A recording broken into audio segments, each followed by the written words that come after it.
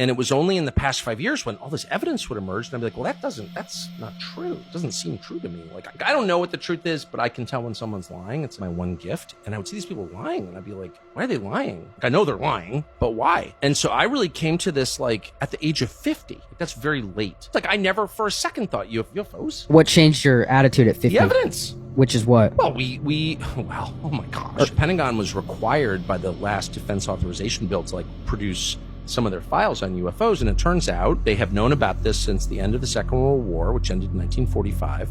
Been a huge increase during that war, during the war as well. Huge increase in UFO sightings, in UFO crashes, and it turns out the federal government has been tracking this for 80 years and lying about it. So why? Well, that's a great question, and I can't answer it.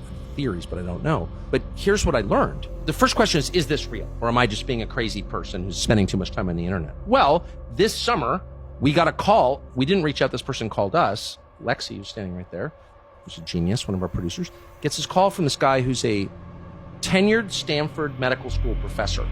And he wants to come on the show. Now, this guy has a couple patents, and so he's rich. And he's got tenure at one of the most prestigious schools in the world. So, like, he's not a flake. He comes on and he's like, 11 years ago, the U.S. government reached out to me because I'm an expert on head injuries, on brain injuries, traumatic brain injuries.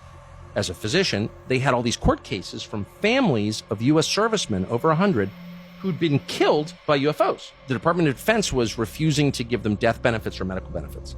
And he's like, so they're in the courts. And I was like, there are over 100 servicemen killed by UFOs? Like, what? He's like, yeah. And there are court cases about it. I'm like, why isn't this on the front page of the New York Times? I don't know.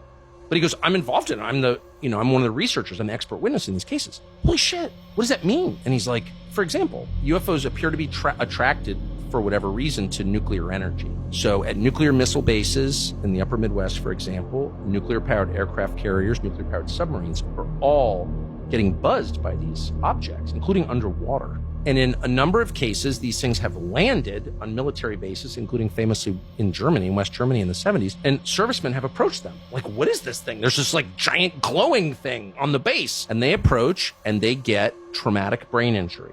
Like, they are rendered. Like, they get brain damage or they're killed. And he studied their brains. And they have, this is all totally real. This is the Department of Defense, dude. And they've all had this damage from some kind of powerful energy that we cannot identify. So then this guy's like, wow, he's just a scientist. He never believed in UFOs. He's like, this is real. I cannot believe this is real. This is like crazy. He should do research on it. He's still at Stanford. And it turns out that actually, yes, these things have been shot down and crashed, and the U.S. government has the wreckage, and it's being held by defense contractors, Raytheon, Lockheed, which are big independent companies, but that work for the U.S. government. They're really part of the Department of Defense, but they're separate. So their sunshine laws don't apply to them. You can't actually get information from them. It's a very tricky way to hide information. And they have the wreckage from these crafts. And I'm like, really? Are we positive these aren't like advanced Russian or Chinese? No, of course not. Is it more like the government or whatever is just this good at hiding it, or people just don't care? Well, I think it's a combination of both. I think it's too big for people to metabolize. Like, if Prince Harry says something stupid, everyone's like, I can't believe Prince Harry.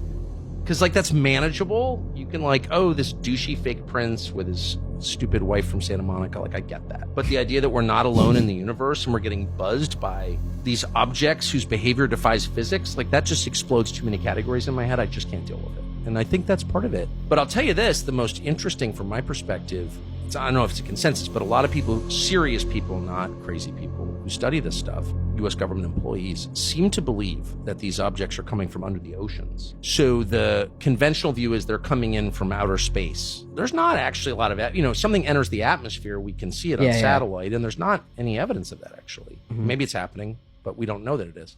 There's a lot of evidence these things are coming out of the ocean, including videotape, of these objects coming out of the water at high speed, or even more amazing, descending at Mach 3 into the water. And then, of course, we have a huge submarine fleet. What the fuck? Then we have a huge submarine fleet, American, but also Chinese and Russian, underwater with pretty sensitive measurement devices, sonar, etc. And they have recorded these objects doing hundreds of knots underwater. So, like, let's just stop there. Wait, what's knots? It's 1.1 miles per hour. It's a way that we measure objects in the water.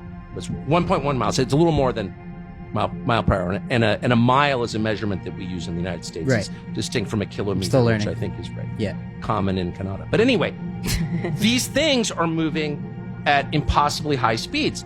So just like, let's just apply common sense for 1 second. If I take a 45 ACP, you know, a 45 caliber handgun and fire it at you underwater in, say, a swimming pool, 50 feet away, you can catch the bullet because the resistance is so strong from the water that objects can't move that fast underwater. We know that, but they are, and they're moving without any visible means of propulsion. So no wake, no bubbles. Where have we like tracked that All over speed? the world.